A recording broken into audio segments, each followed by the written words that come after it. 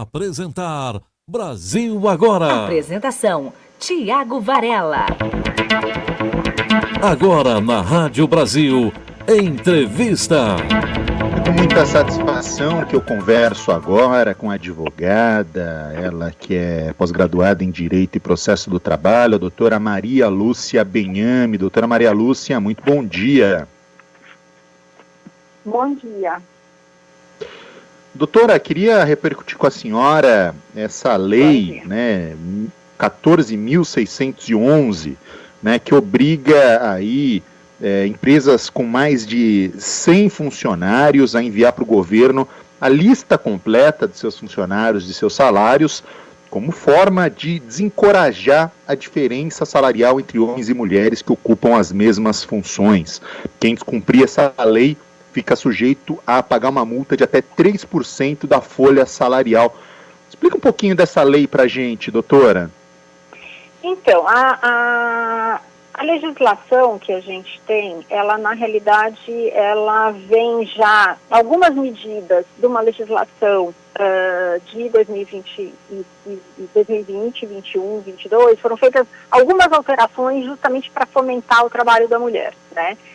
Em julho de 23, vem a primeira lei dessa nova gestão, que é a 14.611, que estabelece critérios mais objetivos e mais de obrigação. Então, o que a gente poderia considerar como uma soft law, ou seja, não uma obrigação, mas um conselho, né, olha, a empresa deveria fazer isso, se ela fizer ela vai ser premiada, você passa a ter uma visão de, não, você tem que fazer, se você não fizer, você vai ser punido, tá? Essa legislação, ela veio depois regulamentada por um decreto, né? E esse decreto acabou regulamentado por uma portaria. Então, você tem, assim, regras macros na lei, regras mais específicas no decreto, e a portaria traz realmente como isso vai ser feito dia a dia do que está acontecendo, tá? Então, o que acontece? Existem realmente multas bastante altas, não só a multa de folha, mas a questão de pagamento de multa para a própria empregada lesada, né, que está prevista numa alteração do artigo 461 da CLT, que é o artigo que trata de equiparação salarial, né. É uma legislação que traz agora com a portaria a instrumentalização de como você vai fazer essas comunicações, né?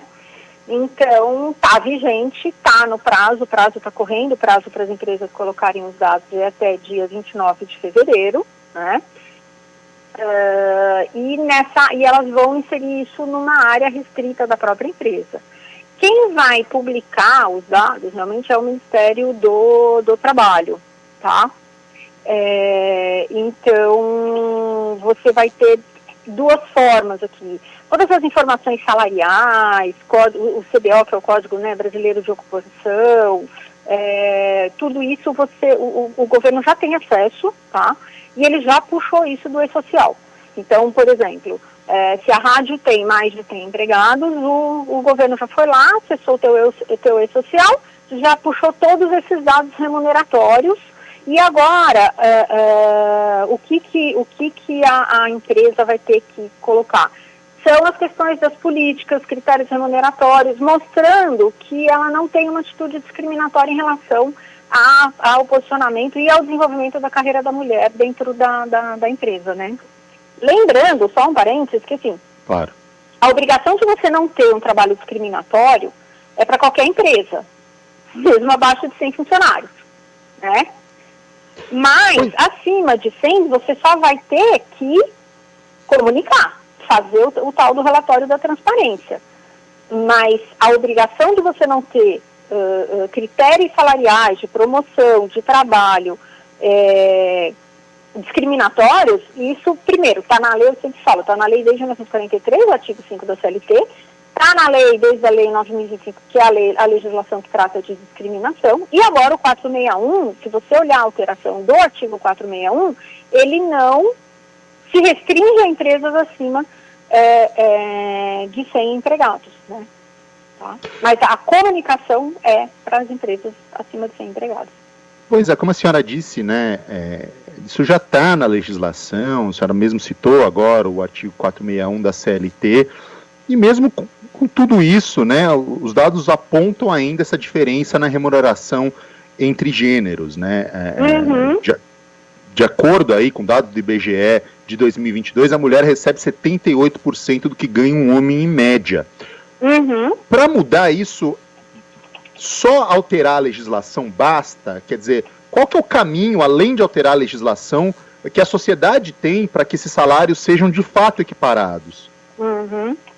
Então, na realidade, primeira coisa que a gente tem que entender, esse problema é um problema mundial, não é só no Brasil, tá?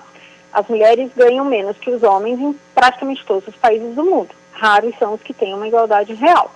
Tanto que a Europa, por exemplo, incluiu, inclusive, a União Europeia, a cota de mulheres nos conselhos das empresas, né?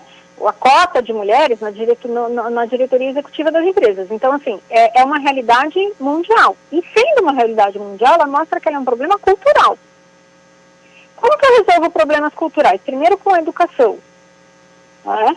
Segundo, nas próprias relações de trabalho dentro da empresa e as próprias reivindicações sindicais, se você for ver, elas mantêm esse estereótipo da mulher como alguém que tem uma, entre aspas, dupla função, né?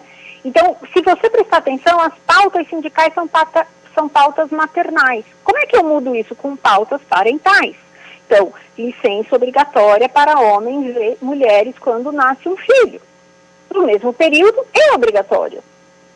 Por quê? Porque é uma obrigação da família cuidar da criança, e não só da mulher. Quando você tem um julgado de STF, numa decisão individual da ministra Carmen Lúcia, dizendo que as mulheres do comércio não podem fazer a mesma escala de trabalho que os homens, porque ela tem uma dupla função que a sociedade espera dela, de cuidado da família e tudo, que ela, entre aspas, vai ficar cansada, isso para mim é a morte. Porque assim, então ela não pode ser supervisora, ela não pode ser gerente, ela não pode crescer na carreira. É isso que a gente precisa entender, igualdade é igualdade. A Constituição de 88 tentou trazer isso, e foi sistematicamente se retornando à regra de 1930 que o Getúlio colocou na CLT. Então, é um problema cultural grave, intrínseco, que existe em empresas, que existe em entidades sindicais e que existe na sociedade. É difícil você mudar isso. E você, às vezes, acaba tendo que ir realmente para um desequilíbrio maior em termos de obrigações e controle para tentar chegar num equilíbrio, né? As empresas que têm uma maior igualdade, elas não vão ter problema nenhum. Em termos de legislação, em termos de legislação, né, o Brasil, ele está ali com uma legislação moderna comparado a outros países do mundo, aos países europeus, aos países de primeiro mundo, aos países que estão conseguindo, né, como a senhora mesmo disse, é um problema mundial esse problema de desigualdade salarial, mas alguns países conseguem pelo menos diminuir um pouco mais do que outros. Em termos de legislação, a gente está conseguindo criar leis parecidas com esses países, ou ainda estamos abaixo, ou estamos acima, enfim, qual que é o nosso panorama em relação a isso? Então, a própria OIT, ela tem um indicador que ela criou de diferença de gênero, né? E o último relatório que eles fizeram mostrou que essa diferença ela é muito maior do que se esperava, né? Então, assim, o desemprego entre as mulheres é maior, o nível salarial é menor. A Europa, porque assim, quando a gente fala de legislação, a gente tem basicamente em direito de trabalho, estou falando de uma maneira muito básica, tá? Dois tipos de modelo, né? Então você tem um modelo, por exemplo, americano, que você tem regras coletivas maiores, que as pessoas têm costume de falar que os Estados Unidos não tem regra, não é isso. É que eles têm formas de controle maior através de organismos estatais, como, inclusive, eles têm o departamento que cuida da igualdade de condições de trabalho, né? E que pode processar a empresa diretamente, diferente do nosso Ministério do Trabalho, que eles só impõem multa. Então, assim, eles têm controle. Mas a relação interna de contrato individual, ela é um pouco menos controlada. Tá? Não significa que a empresa não possa ser multada se ela não tiver, ou processada, inclusive por danos morais, se ela não tiver igualdade de gênero, se ela tiver atitude discriminatória. Mas você tem uma legislação, por exemplo, como a legislação europeia, e que a brasileira é baseada nesse modelo europeu, não só na área do direito do trabalho, mas, por exemplo, na área também do direito civil, né, que é muito baseado no direito civil francês. Então, o que você tem? Você tem um controle maior. E a Europa, do ponto de vista trabalhista, ele tem muito uma visão muito de que eles chamam do Estado social. Então, é muito que o Estado cuidando de tudo. Isso funciona nem sempre, né? Eu posso dizer que se eu tiver um modelo mais livre, por exemplo, como na Inglaterra, eu vou ter uma igualdade de gênero maior? Não, não posso, porque, mais uma vez, não depende da lei, não depende do sistema legal, depende de cultura, né? E essa cultura, ela está tão dentro da sociedade que você vê o que eu te falei. Sindicatos com pautas maternais, que enxergam a mulher como uma mãe que trabalha e não como uma mulher que tenha uma carreira, né? Você tem desigualdade de gênero dentro das entidades sindicais, que se você for ver a quantidade de mulheres diretoras que vão para negociação mesmo, são muito poucas. Então, você percebe, não é uma coisa fácil de você resolver. Sem dúvida. Controlar a empresa é só o lado mais fácil, porque é onde você vai para o lado econômico, né? E, claro, você tem um movimento mundial, de pacto mundial da ONU, você tem as ODS, situações em que as empresas, através de soft law, estão se envolvendo, trabalho decente, tudo isso. Então, é realmente um movimento mundial, tá? O Brasil não é algo que desceu de Marte para cá, essa legislação, né? A preocupação é, sim, a questão de como isso vai ser comunicado, se de repente vai acabar gerando uma comunicação ou uma publicidade de dados que seriam dados mais sensíveis ou dados individuais, considerando o LGPD. Então, a gente precisa ver como é que vai sair esse relatório para ver como é que o governo vai lidar com isso. E, mais uma vez, no momento de um vazamento, alguma coisa, no meu entendimento, o problema é do governo, que foi ele que liderou, né? A empresa colocou o dado numa área restrita, cumprindo uma obrigação regulatória. O uso daquela informação, quem vai fazer é o governo.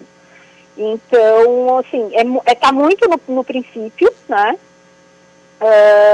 Mas não quer dizer que isso surgiu do nada, tá? É um movimento mundial mesmo, tanto que a própria OIT criou um índice novo e está fazendo estudos e relatórios novos sobre a questão da desigualdade de gênero. Pois é, doutora, a gente até recebeu uma pergunta nesse sentido, né? A senhora respondeu agora, e eu queria apenas reforçar esse medo que algumas pessoas têm de vazamento de dados, né? De que os dados ali, sobretudo do salário que recebe, isso seja vazado, e a gente está agora, como a senhora mesmo lembrou, né, sob a LGPD, né, que é uma lei muito moderna e que veio para realmente proteger, né, criar uma segurança em relação aos nossos dados públicos, aos nossos dados na internet, e então eu queria realmente ouvir mais uma vez da senhora, existe esse receio, né, existe esse medo de que de uma forma ou de outra esses dados sejam vazados? Existe o receio, principalmente das empresas, né, tanto em questões de LGPD, como a questão de governança, de estar divulgando salários. O que eu percebi de coisas que eu li é que vai ser feito